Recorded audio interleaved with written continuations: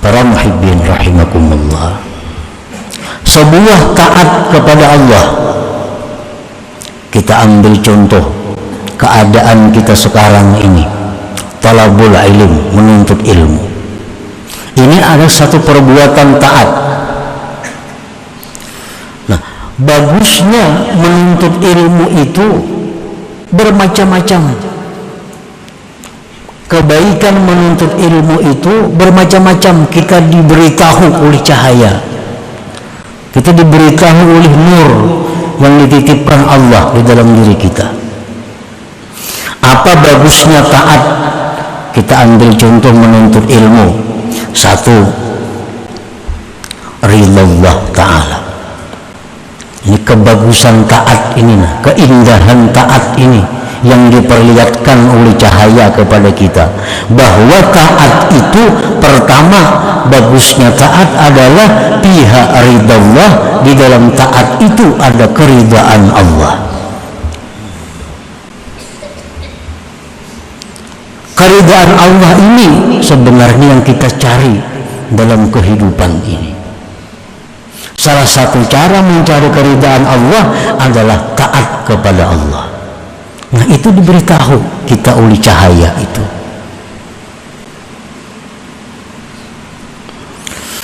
Allah berfirman di dalam Al-Quran, wa ridwanun minallahi akbar. Keridhaan Allah itulah yang paling besar. Akbaru ni'amillah alal abdi, paling besar nikmat Allah atas seorang hamba itu keridhaan Allah. Kalau kita melakukan sebuah taat seperti menuntut ilmu, maka kita dapat ridwan minallah, keridhaan daripada Allah. Nah, itu salah satu bagusnya taat yang dinampakkan oleh cahaya kepada kita. Yang kedua, bagusnya taat itu pihak ridal malaikat. Kita melakukan taat itu Allah ridha dengan kita. Itu sudah nikmat paling besar. Sampai-sampai di surga, nang bidadari, permata, permadani, Allah bertanya kepada ahli surga, apa yang kalian minta lagi kepadaku ya Tuhan? Serentak penghuni surga ini minta ridha ya Allah, keridhaan engkau ya Allah. Sampai di surga kita masih minta keridhaan Allah ini. Nah, yang kedua, ridhanya malaikat. Ridhanya malaikat. Dalam sebuah taat kita contoh menuntut ilmu. Ini malaikat Allah yang jumlahnya kita kada bisa menghitung, seluruhnya ridha kepada kita. Dan ridhanya malaikat itu apa? Ridha malaikat itu adalah artinya istighfaruhum, memintakan ampun mereka kepada kita. Malaikat itu kalau ridha bukan memberi duit kada. Malaikat ridha bukan memberi makanan kada. Tapi kalau malaikat itu ridha kepada kita, selalu memintakan ampun kepada Allah terhadap dosa-dosa kita. Rasulullah SAW menyatakan yang artinya bahwa orang yang menuntut ilmu mulai turun dari rumahnya, sebagian malaikat menghamparkan sayapnya untuk diinjak oleh orang yang menuntut ilmu ini. Sebagian sayap mereka lagi memayungi orang yang menuntut ilmu ini dari mulai rumahnya sampai tempat dia menuntut ilmu. Kenapa demikian? Ridhan bima yasna, karena malaikat ini ridha, senang dengan perbuatan itu.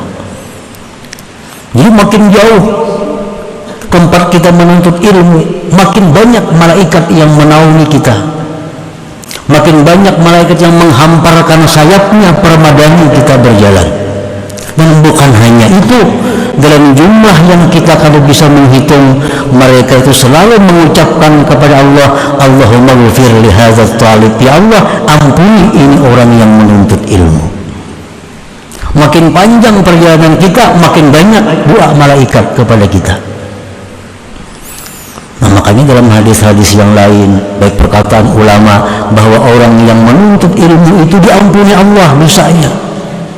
Karena malaikat berapa ribu jumlahnya, jutanya, Allah yang tahu, seluruhnya memintakan ampun kepada orang yang menuntut ilmu ini. Riba bima yasna'u, karena malaikat senang dengan perbuatan menuntut ilmu itu. Nah, menuntut ilmu contoh satu taat kepada Allah Subhanahu wa ta'ala. Nah, itu bagusnya taat. Malaikat ketujuh, malaikat senang, malaikat ridha. Yang ketiga, bagusnya sebuah taat itu ridha Rasul sallallahu alaihi wasallam. Rasulullah pun senang, Rasulullah pun ketujuh kalau umatnya ini berbuat taat kepada Allah. Rasul pun gembira kalau melihat kita berkumpul menuntut ilmu ikhlas karena Allah. Rasulullah tersenyum. Beliau menyatakan bahwa pada hari-hari tertentu diperlihatkan kepadaku amal-amal umatku. Apabila aku lihat amal umatku itu taat kepada Allah, aku tersenyum gembira, kata Rasulullah.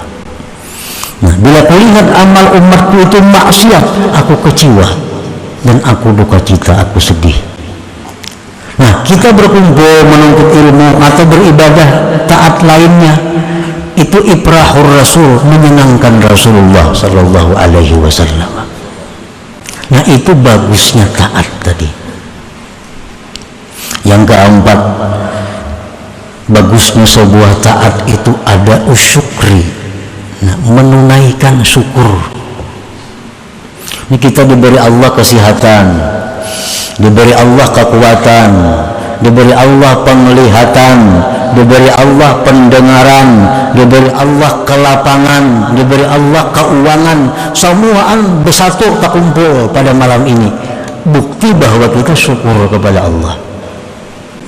Jadi sekaligus kita syukur sehat, syukur berduit, syukur lapang, syukur apalagi ada umur, syukur segala macam.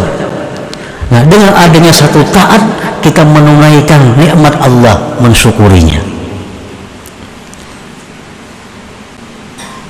Dan itu satu kewajiban, mensyukuri nikmat Allah Subhanahu wa ta'ala. Yang kelima, bagusnya taat ini jalbul barakah. Nah, taat itu menarik berkah. Taat itu menarik berkah. Kita sembahyang 2 rakaat itu membawa berkah. Kemana berkahnya? Berkah pil umur. Umur jadi berkah dengan sebuah taat. Wal badan, badan jadi berkah.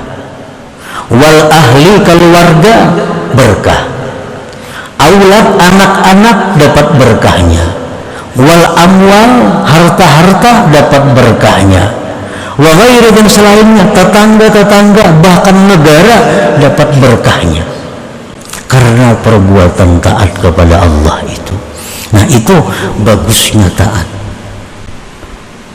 yang diperlihatkan melalui cahaya yang diberikan Allah kepada kita. Yang ketujuh, bagusnya taat itu apa? Jalaul qalbi, penerang hati. Kita membaca shalawat sekali, itu hati kita ada terang. 2 kali makin terang, 3 kali makin terang. Sembahyang, seluruh taat itu kembali kepada menerangi hati. Yang ketujuh, al-qurbu minal jannah, dekat dari surga. Taat itu dekat dengan surga. Seperti yang disampaikan Rasulullah SAW bahwa majelis ilmu itu, ujar Nabi kita, riyadul jannah. Nah, majelis zikir, majelis ilmu itu taman surga. Mengaran taman tuh mau jauh rumahnya, taman surga. Taman kota di tengah kota andaknya, taman sebuah rumah, di halaman rumah atau belakang rumah. Nah, majelis-majelis taat seperti ini itu taman surga, dekat. Artinya apa? Kalau kita mati saat ini masuk surga. Nah, al-qurbu minal jannah. Yang kedelapan, al-bu'du minan nar. Taat itu jauh daripada neraka.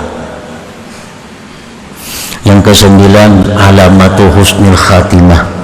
Taat itu juga sebagai tanda husnul khatimah seseorang. Yang ke-10, ghufranuz dzunub. Taat itu pengampunan dosa. Kita sembahyang zuhur, bila sembahyang zuhur ini baik, maka dosa-dosa kita mulai subuh diampuni Allah. Sembahyang asar, sembahyang asarnya baik, dosa antara zuhur asar dihapus oleh Allah. Nah, taat itu penuntut ilmu, penebus dosa. Rasulullah SAW bersabda, man intaqala liyata'allama ilman ghufira lahu qabla an yakhtuwa. Ujar Nabi, siapa yang berangkat dari rumah untuk menuntut ilmu, diampuni baginya dosa sebelum melangkahkan kakinya. Nah, belum turun pada rumah sudah diampuni Tuhan. Nah, taat itu penebus dosa, penghapus dosa. Yang ke-11, baiknya sebuah taat itu al-ihsan ilal khalqi. Nah, berbuat baik kepada makhluk. Kalau kita membaca zikir, kita diampuni Allah dosa-dosa kita. Dosa kita habis, dosa anak bini kita diampuni Allah. Dosa anak bini sudah habis, tetangga-tetangga kita diampuni Allah berkat zikir yang kita baca itu.